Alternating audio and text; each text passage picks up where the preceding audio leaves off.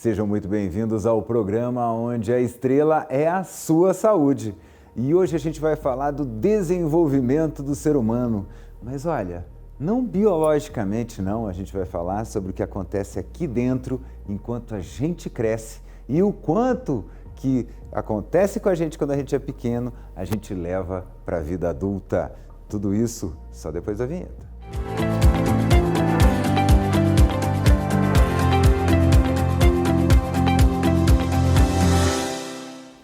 Para falar sobre esse bicho incrível que é o ser humano e o seu desenvolvimento, eu já estou aqui no estúdio com a psicóloga Aline Morato. Seja muito bem-vindo ao programa. Muito obrigada, um prazer estar aqui. Ela que já é especialista em análise comportamental, terapias, cognitivas. Eu queria entender um pouquinho o que é você fazer essa análise de comportamento. Então, análise do comportamento, a gente usa assim como um todo, né? Como eu sou especialista em autismo, a análise do comportamento é a única ciência comprovada que hoje dá os resultados para as crianças atípicas, né? Aí é feito... calma. Aí a gente faz uma avaliação onde é feito...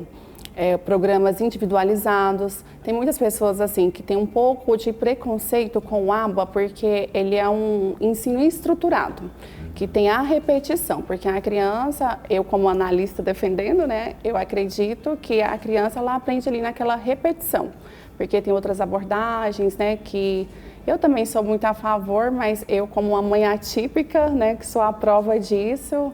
Quer dizer que a senhora tem um filhinho autista também. E esse te despertou essa vontade ou já era antes? Não, eu sou enfermeira também. Sou enfermeira, formei aos 21 anos, atuei na área, mas assim, nunca foi o meu forte em enfermagem. Aí depois do diagnóstico dele, que ele estava dentro do espectro autista, eu fiz uma pós em análise do comportamento, que é essa pós que eu tenho, de 2 anos. Aí a psicologia nasceu durante a pós. Nasceu durante a pós. Quer dizer, sempre gostou de cuidar de pessoas, sim, né? Quem escolhe a enfermagem gosta de pessoas. Médico gosta de doença, enfermeiro gosta de pessoas, né? E hoje eu ajudo muitas famílias, porque a gente vive um luto muito intenso quando a gente descobre o diagnóstico, né? E na minha época eu não tive esse acolhimento, né? De, tipo, você tá em luto com o seu filho ali, você não pode parar, você tem que correr. E como você enxerga, tanto como profissional, tanto como mãe, algumas loucuras que as pessoas falam, e infelizmente eu podia até dizer que era nas redes sociais, mas quando a gente vê o ministro da Saúde dos Estados Unidos também indo para a TV e falando que o autismo, na maior parte das vezes, é mito, é invenção de psicólogos e que, na verdade, isso não existe. O que você diria para quem está em casa e que ouve uma coisa dessas? Isso é fake news ou é mais que isso? É uma agressão? Nossa, é muito mais que isso, é uma agressão, é um capacitismo e é só quem vive na pele, quem tem dentro de casa, quem vive essa experiência para saber assim, o que realmente é o autismo. E não tem cura porque não é uma doença, né? É um transtorno neurobiológico. E eu fico muito triste como mãe com a inclusão que não existe, com a aceitação. Igual assim no meu caso, porque as pessoas acham que autismo tem cara, né? Então assim, tem que ter cara de autista. Às vezes, quando eu estou numa fila preferencial, as pessoas te olham assim com um olhar de preconceito. E eu já estou numa fase que eu não fico o tempo inteiro, ele é autista. Então assim, eu vejo muito ainda a questão do preconceito. É muito triste quando a gente vê esses tipos de reportagem, de falas. E é interessante você falar dessa questão do espectro, né? Que o autista ele não é todo igual. Não.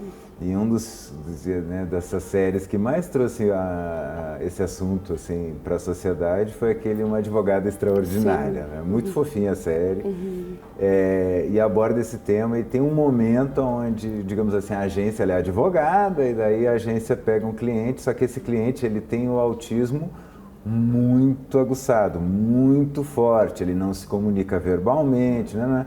E aí, vamos pegar quem? Vamos pegar ela que é autista, E aí os dois vão se entender. E chega um momento onde ela fala isso. Ela diz, a gente não tem nada a ver um com o outro. Nós dois temos autismo, mas a gente não tem nada a ver um com o outro. Exatamente. Como que, digamos assim, a mesma condição ela se manifesta de formas tão extremas? Como que ela se... É porque é no desenvolvimento, né, neurobiológico. Então, assim, hoje a gente fala os níveis de suporte, né, 1, 2 e 3. Então, assim, cada caso é específico porque cada autista não é único, uns vai ter outras comorbidades, né, não é só o autismo, outras questões, além das comorbidades, questões sensoriais, questões, sensibilidade auditiva. Então, assim, a gente vai classificando. Alguns autistas precisam de suporte na escola. Então, assim, é bem amplo. Uhum. E por que, às vezes, tem essa questão no autista do som muito alto, às vezes uns não gostam de areia, por que tem essa coisa de tudo ser muito amplificado para o autista? Porque justamente porque é tudo muito mais aflorado, mais intenso. A questão assim da areia são questões sensoriais que estão ligadas no proprioceptivo da criança, que essa parte vai para o lado da TO. A questão da audição, porque também é muito mais aguçada. Tem até um vídeo no YouTube que mostra como que é a audição da criança autista. Até o andar da gente, assim, ó, pra gente que a gente nem escuta, ele sente toque, assim, muito mais aflorado, muito mais aguçado. Por isso que tem aquelas campanhas para não ter os fogos de artifício no final do ano, porque para eles é desesperador. Para as crianças que são leves, quando elas vão falar, fala que dói demais, é muito alto, é muito sensível, é tudo mais aflorado. E ao mesmo tempo também tem aquele mito que todo autista tem algum tipo de alta habilidade, né? E às vezes não precisa ter altas habilidades. Não, então ele é autista, então ele é um musicista maravilhoso. Quer dizer, não existe essa obrigatoriedade do autismo vir com alguma alta habilidade, ou tem? Não, tem sim. Muitos autistas vêm com altas habilidades. Que a gente fala assim, que ele hiperfoca, igual esse que você trouxe. Vai ver que desde criancinha teve hiperfoco em instrumentos, sabe? Mas a maioria deles tem altas habilidades. Depende também se ele tem acesso, né? Como é que, vamos lá, quais são os primeiros indícios para um pai e uma mãe perceber que o filho tem autismo? Então, os primeiros sinais, com 6 meses já dá para a gente ter um rastreio, que a gente fala que se a criança amamenta no seio da mãe, você já mantém um contato visual, ao aninho de idade, você já fala mamãe, papai, manda beijo, dá tchau. A questão do função ao brincar. Geralmente, a criança que ela está dentro do espectro autista, ela não dá função ao brincar. Tudo que ela pega, vamos supor um carrinho, em vez de ela fazer vrum, ela pega esse carrinho e fica só girando a roda. Tudo que gira, eles têm mais interesse. Questão também, você chama pelo nome, não atenta o próprio nome. Tem os flappings. Tem a questão também da seletividade alimentar. Eu passei por isso. Aos 6 meses, quando eu fui introduzir a alimentação, tudo ele jogava para fora, só que eu nunca imaginava. E já estava presente ali a seletividade alimentar, tudo que girava, um ventilador, uma roda de carro, um desenho que ele via que tinha que repetir várias vezes a repetição. Muitas coisas são tão... Vamos lá, a gente tem aquele desenvolvimento de criança que é natural, né? Uhum. Que é o esperado. A criança, ela te ama e você é o super-herói dela até uma determinada idade, aí de repente ela te odeia porque agora ela sabe de tudo e você é aquele que não sabe de mais nada, você é o velho e aí você está obsoleto e ela que... Então você tem aquela fase do estou cheio de razão, né? Exatamente. Então você acaba virando o antagonista, porque ele quer fazer as coisas e o pai é aquela pessoa que fala, não, espera, freia. Isso existe também dentro do espectro autista? Você vai ter essa virada também? E o adolescente ele também vai ter essa revolta com os pais? Como é que lidar com isso? Eu nunca passei por isso ainda, sabe? De ver um jovem autista, uma menina autista, com essas vontades, com essas necessidades que eu vejo dos adolescentes neurotípicos, com essa vontade, tipo assim, igual eu tô com uma paciente que ela tem 11 ou 12 anos, já está com vontade de fazer unhas de gel e quer passar batom, unhas vermelhas. Aí a nossa geração não tinha isso, esse tanto de informação, porque, tipo assim, eu fiz minha sobrancelha com 15 anos de idade. Hoje as crianças, os adolescentes já estão muito mais acelerados, quer fazer tudo, né, que um adulto faz. E quando a gente entra para explicar, aí eles não aceitam, né, eles ficam revoltados, até com a gente mesmo, explicando. Mas, assim, voltando para o autismo, pode ser que sim, não é, tipo, não é regra, ai, não vai ter. Mas pode ser que sim que tenha.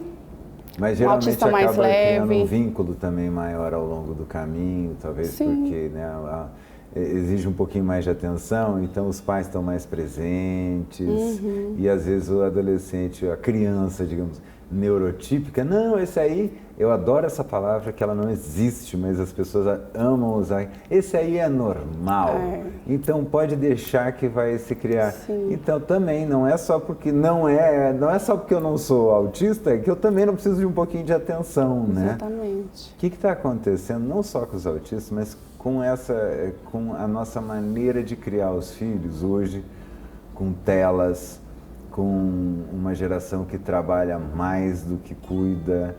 O que está acontecendo a ponto da gente ter que fazer séries, né, em streamings, mostrando, né, a adolescência que não é percebida pelos pais e que a série chocou todo mundo, né? A série Adolescência se falou nela durante muito tempo porque ela chocou, mostrando aquilo que acontece. E por que isso a gente deixou, e principalmente a mensagem da série é os pais não viram em que momento que isso aconteceu. E as redes sociais que os filhos estavam falando, ele gosta dela, não, mas o coração é azul, não é vermelho, então tem outro significado, quer dizer, a gente é analfabeto em relação ao mundo deles. O que adultos a gente pode esperar dessa geração que hoje é criança e início da adolescência? Então, o que eu costumo falar é que hoje essa geração, ela tem acesso a telas muito rápido, né? Tipo, com 6 mesinhos no restaurante, a gente já coloca ali o estímulo, o desenho, para me ter paz, eu tenho que dar uma tela. Então, assim, esse acesso à informação muito cedo é muito prejudicial. Hoje, nós trabalhamos demais. Geralmente, os filhos são criados por babá, né? E essa falta de acompanhamento, de o pai, tipo, chegar em casa, meu filho, como é que foi seu dia, desse diálogo, dessa troca, sabe? Dar atenção. Tem um livro que eu sempre gosto de indicar, que são as 5 linguagens do amor da criança. Lá fala muito. Cada criança tem o seu jeito, né? Tipo, a criança gosta de mais atenção. Então, assim, essa falta de atenção, essa falta de monitoramento, o que o meu filho está fazendo, como é que foi lá na escola dele, sabe? Essa falta de diálogo é um dos fatores para, tipo, igual essa célula, a série, né, da adolescência. E essa aceitação também, eu sinto que os adolescentes, eles têm uma necessidade para se sentir pertencente, eu tenho que fazer isso, porque o grupo ali faz, assim, essa necessidade de ser aceito também é um fator preocupante, porque, tipo, se o grupinho não me aceita, mas para me aceitar, eu tenho que fazer esse desafio, ou isso, questão da autoestima também. Não, e é interessante porque muda. Eu lembro, a minha adolescência também tinha desafio, mas era diferente. Sim.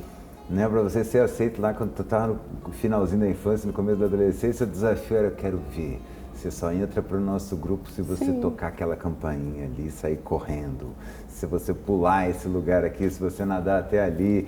Né? Hoje, com as redes sociais, primeiro que, né, se por um acaso não desse certo o que eu ia fazer, na semana que vem já tinha todo mundo esquecido, já tinha acontecido alguma outra coisa. Hoje não.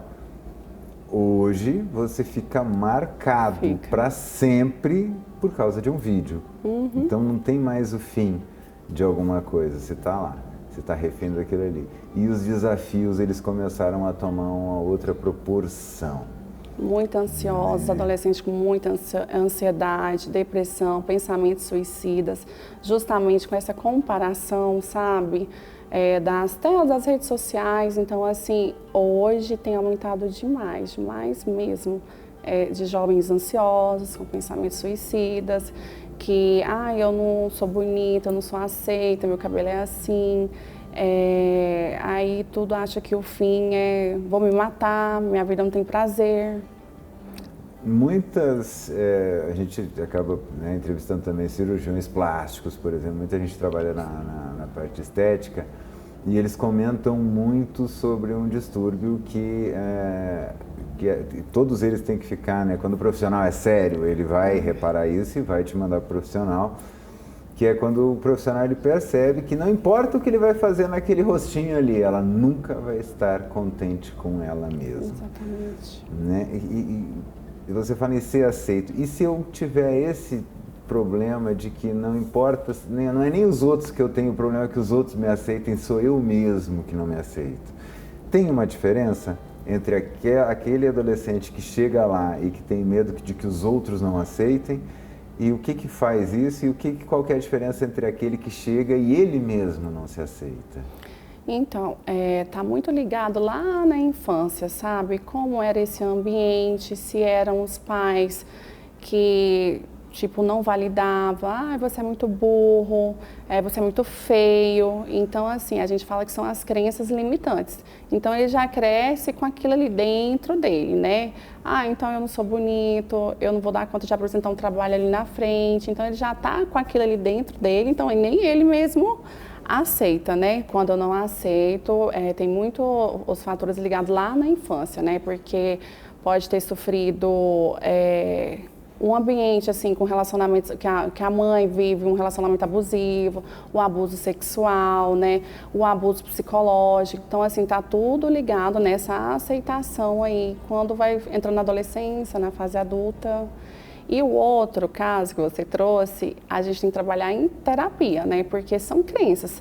Eu sou feio, igual a gente tem adolescentes que são perfeitos, umas pele linda. Tia, eu sou muito feia, eu não gosto de mim. Aí você tem que desconstruir esse pensamento que a pessoa tem, sabe? Essas crenças, porque a amiga falou. Aí é muita terapia. Muita terapia. E tem que falar para os pais também? Ou é só com adolescente? Geralmente... Você tem que chegar para o pai e falar, pô, fala para tua filha que ela é linda de vez em quando. Fala, eu te amo de vez em quando também, faz bem. E engraçado, tem muitos pais que são acolhedores, do próprio adolescente, esses pensamentos do ambiente, igual eu te falei, da comparação no Instagram, no ambiente da escola. Geralmente os pais que chegam até a gente é por isso mesmo. Nossa, ela é tão linda, aí tá com essas questões emocionais, ansiosa, não quer ir para a escola, por causa que não aceita isso. E os pais que procuram a gente, é muito difícil um adolescente falar assim, quero ir para a psicóloga, porque eu não me aceito. É muito raro.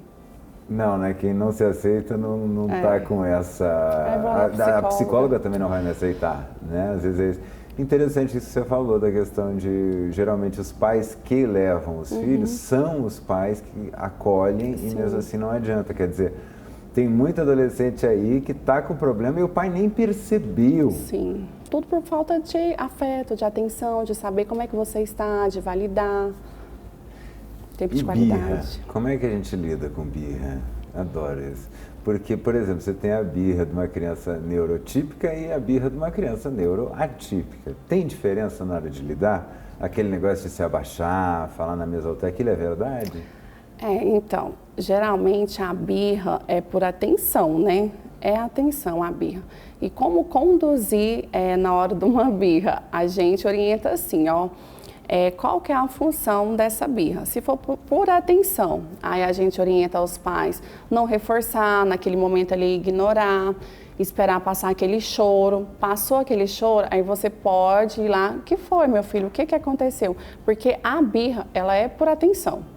Mas nos dois casos é a mesma coisa que a gente orienta os pais, tanto na atípica e na neurotípica. Tranquilidade, né? E aquele negócio de ficar na mesma altura, da gente se abaixar, aquilo é verdade mesmo?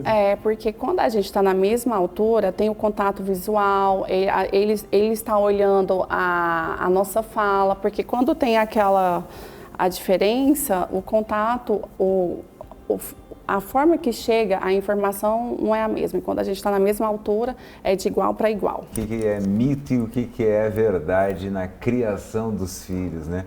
Porque hoje, se a gente for olhar, a criança ela quase não se frustra, né? Não espera. Antigamente, até para você assistir desenho, você tinha horário para assistir desenho, eram sempre os mesmos desenhos, você tinha que esperar intervalo comercial, você tinha que brigar com a televisão com seus irmãos, porque era uma televisão, quando era colorida era uma bênção, se não, não era mesmo. E hoje não, hoje se você não gostou de uma coisa, você passa, você não lê mais um livro, porque é tudo em 140 caracteres, quer dizer, tudo muito rápido, e quanto mais rápido, mais parece que ansioso a gente está. O que vai acontecer com essa geração?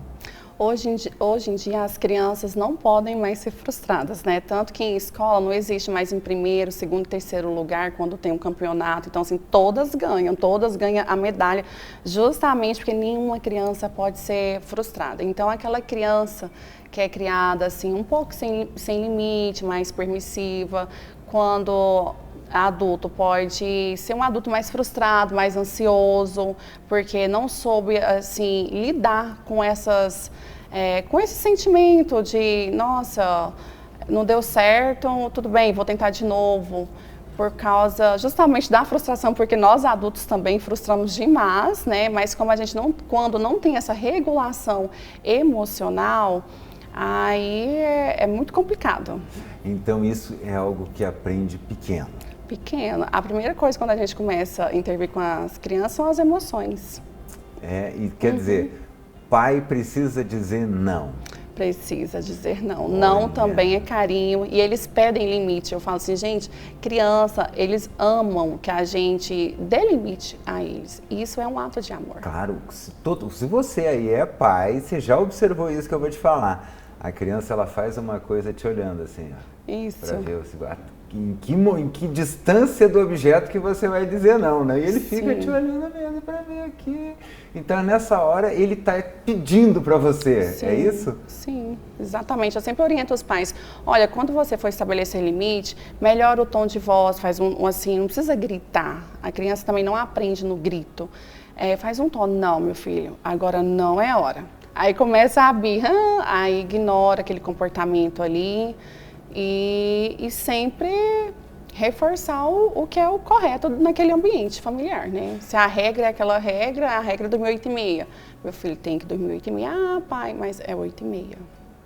Tem que ser, né? E a gente tem muito problema que às vezes até eu faço sem querer, mas é sempre sem querer, porque eu geralmente pergunto, né? Se a mãe não deixou, eu não posso tirar aquela proibição. Eu posso depois lá fechar e dizer, amor, não precisa não, deixa, libera aí. Mas se ela proibiu, ela tem que liberar. Se eu proibir, eu tenho que liberar para os papéis ficarem definidos, né? Essa coisa de papéis indefinidos também tá chegando no consultório? É o que mais chega. Os pais têm que estar alinhados, principalmente quando os pais são separados. Aí no ambiente da mãe é de um jeito, na casa do pai é de outro jeito. Aí é muito complicado nessas situações, porque geralmente quando não é uma separação saudável, aí os pais ficam naquela competição.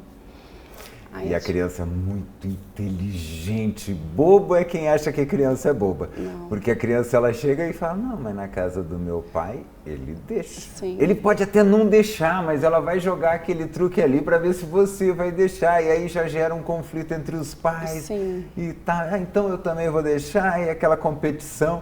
Isso é para acabar com a personalidade da criança. Sim. Fugir disso aí. Aí vem os prejuízos na escola, é onde a professora chama, porque não tem rendimento. O emocional dessa criança está todo bagunçado, ansioso. E como lidar com a criança e adolescente em relação às redes sociais? Não falo assim em relação a tempo de tela, mas na compreensão do que aquilo significa. Quando a gente, por exemplo, tem um filme que não é para a idade do seu filho, mas ele quer muito ver, por que existe aquela coisa de que acompanhado do responsável? Até hoje, sempre que eu entendi, que você tem a classificação indicativa de um filme e você fala que você pode assistir com alguém mais velho, é porque aquela pessoa mais velha ela vai te explicar Se surgir alguma coisa esquisita no filme, aquela pessoa mais velha vai estar ali para te explicar aquela compreensão. E ninguém está explicando muito para as crianças e para os adolescentes o significado disso aqui. De que isso aqui não é a realidade, de que isso aqui é cheio de filtro, que a coleguinha não passou o ano inteiro na Disney, que foi só um recorte, foram só os melhores momentos. Então, está faltando meio que... Claro que não vem com manual de instruções, mas o manual de instruções dos nossos filhos somos nós, não é mais ou menos isso? A gente fala que eles são esponjas, né? São a nossa repetição. O que eles veem a gente fazendo, eles vão reproduzir. Se eu fico o dia inteiro no celular, ele está ali reproduzindo esse comportamento, né? E aonde entra também a questão do limite. Então, assim, nós responsáveis por ele tem que estabelecer, tem que estar monitorando, o que está assistindo. Meu filho, o que é isso? Sabe? Por que você estava vendo isso? E vamos lá, opções para quem tem crianças neuroatípicas, porque não é fácil, né? Quem consegue ter um plano de saúde ou algum acompanhamento, ou principalmente dinheiro, tá tudo bem, é mais fácil. Mas e quem está numa situação que tem um filho neuroatípico e precisa de ajuda? Além do SUS, que a gente sabe que é um sistema bastante congestionado, existem outras iniciativas? Então, aqui em Goiânia, no estado de Goiás, tem o IAFAS, né, que é um sindicato dos trabalhadores, e lá a nossa clínica faz parceria. Então, o IAFAS, eles dão como benefício esse programa de assistência para as crianças, né, que vai até os 16 anos, hoje com a TO, com psicopedagogia, com nós psicólogos. Aí eles dão assim como uma forma de benefício mesmo para essas um suporte para esses trabalhadores, porque igual assim é um serviço que é um pouco caro, né? Então assim hoje uma pessoa que ela tem um salário mínimo, ela não daria conta de ter esse suporte.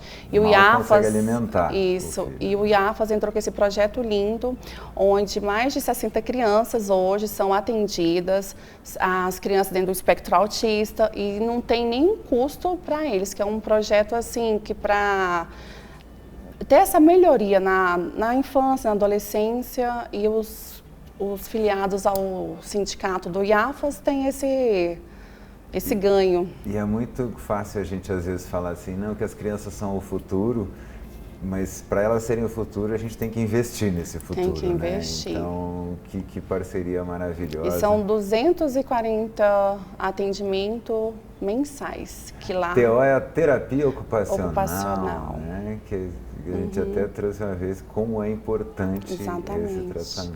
É uma equipe multidisciplinar, né? Principalmente voltada para o autismo. E para seguir a senhora, infelizmente o programa voou, eu queria que a senhora deixasse suas redes sociais aqui nessa câmera, deixasse um tchauzinho. E uma dica, né, de como lidar com essa criançada maravilhosa. Então, me segue, o meu Instagram é @psicoaline, e uma dica que eu quero deixar é sempre observar os comportamentos, né, se está aumentando ali a birra, comportamentos de frustração, até a regressão de comportamentos que não tinha, que voltou a fazer xixi na cama, sempre está observando, viu que saiu da normalidade, né? Vai bater um papo, né? Me manda uma mensagem lá que eu aconselho. Muito obrigado, né? Segue lá, Psicoaline com 2 N's, hein? Não esquece. Mas o que eu quero deixar para vocês, no fundo do coração, é que não tem melhor remédio para uma criança se tornar um adulto decente, um adulto saudável, do que aquele bom e velho olho no olho com o pai, mãe, bate-papo, presta atenção. Eu brinco muito que às vezes a gente fala, tem que educar meu filho, que mentira. A gente mal e mal dá umas dicas, a gente letra nossos filhos, quem educa mesmo são eles. Na hora que a gente vê os nossos defeitos espelhados neles, a gente tem que se tornar melhor para que eles possam ser melhores. Então, por mais que a gente fale, eles fazem, é o que a gente faz. Então, pare, olhe e converse muito e principalmente não justifique os seus defeitos que você está enxergando nos seus filhos. Mude para que ele também possa mudar antes de chegar na sua idade. Até o próximo programa e um grande beijo.